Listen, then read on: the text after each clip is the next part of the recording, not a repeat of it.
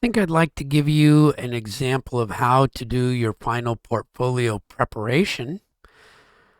So, our portfolio is a little different than some that you might have seen, but you need to do some preparation so that you can turn it in on the last day of class, which is Monday, June 18th.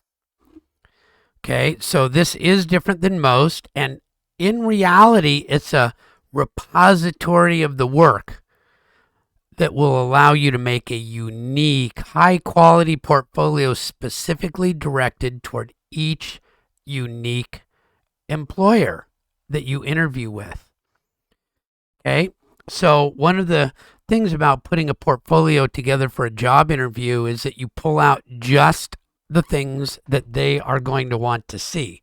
And this will allow you to do that. So we're going to use a spreadsheet to do this, and then we're going to compare our student learning outcomes, which will help you categorize and figure out what you've done 6 months, a year, 2 years from now when you want to go back and look at this.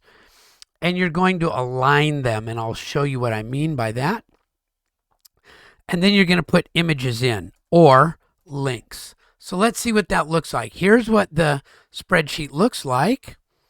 Okay, so when you go here, you'll get to this spreadsheet. And across the top are the student learning outcomes, which I'm sure you all remember from day one of class. Demonstrate basic AutoCAD skills, develop orthographic projections, plans, elevations, and details, make drawings for mechanical engineering, landscape, architecture, and interior design, and then determine whether drawings meet standards or not. And I've grouped them, plates 1.1 through 1.6, meet some of these. It'll be up to you to determine which ones these plates meet, and then to provide an example. Plates 2.1 through 2.8 meet some of these. They demonstrate your ability. Same with 1.1R through 2.6R, and 4.1 through 4.3, and your 2 week 5 and week 6 things. And I think I need to change that to a capital. There you go. So this is what you're going to start with.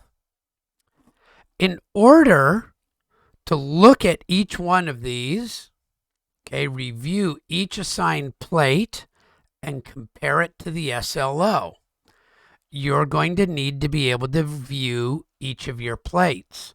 So I suggest you take a snip and save them as files if you haven't already done so, in such a way that you can look at them in an easy fashion so that you can say, as an example, plate 1.2 demonstrates basic AutoCAD skills. Let's see.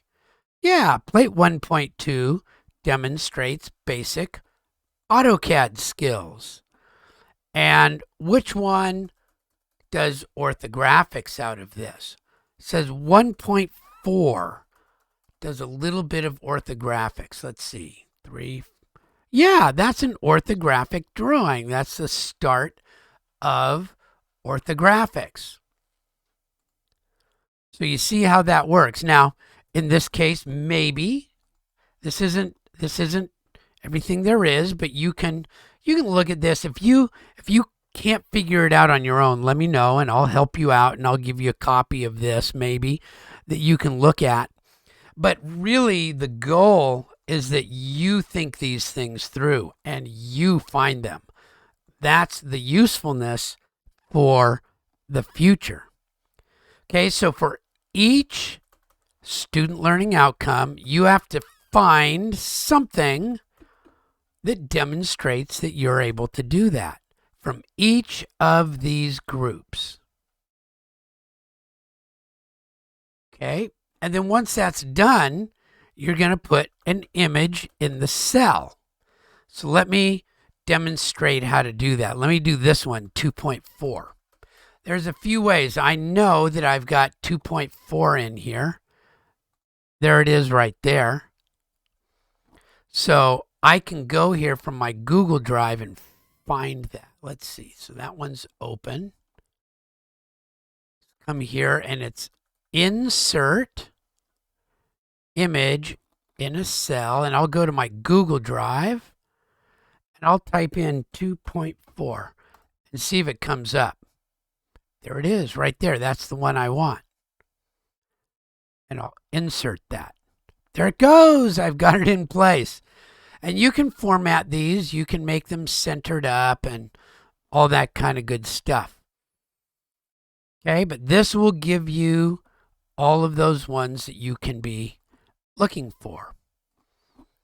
Okay, so that's how you do it. Now you might want to instead be able to say, no, I wanted plate 1.4, and you can put a link in. Okay, so let me do that with 2.8. I'm not sure I loaded up 2.8. I'll make that one come back over here. I'll do this 1.4 again.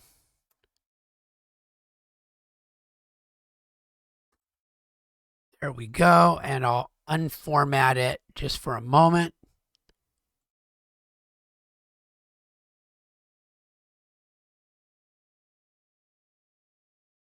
There we go.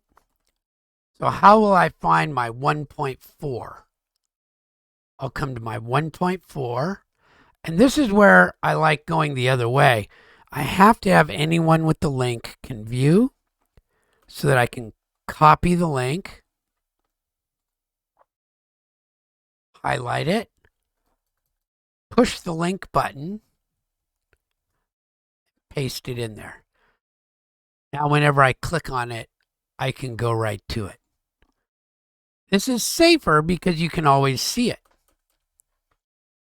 Okay, but this way lets you download it and make a copy and do some other things too. So whichever way you would like to do it, that works.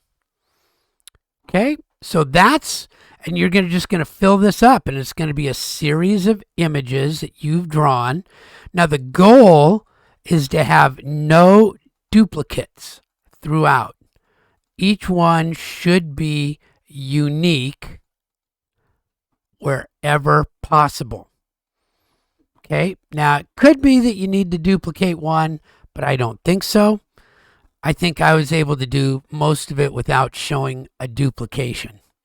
So that is your preparation. Oh, there's one other way to do it, which is the image link generator. You can use that if you'd like, and you can ask me about it if you can't figure it out from just looking at. Put your WID number in, put your file in, hit upload and copy it. And that's an excellent link that anybody can read at any time. And again, you would just put your link in.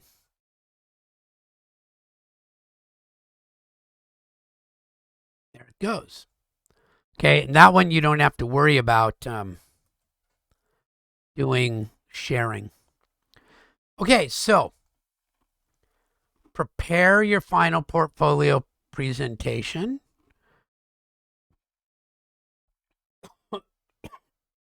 Excuse me. Go through the 3 activities, and then you're going to submit that into the modules. Okay, there you go. I can't wait to see the cool work.